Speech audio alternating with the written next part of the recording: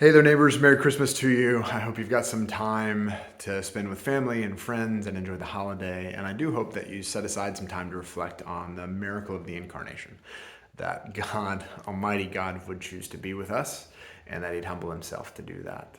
It's really incredible.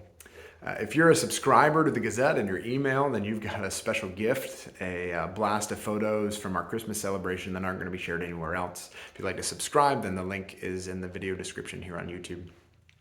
But we had a great time Sunday night celebrating Jesus as the reason for the Christmas season.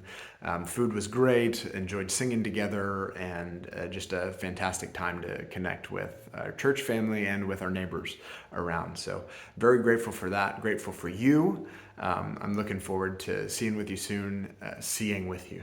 I'm looking forward to being with you soon, connecting with you in the new year, and celebrating that God is doing. Thanks so much. We'll see you soon.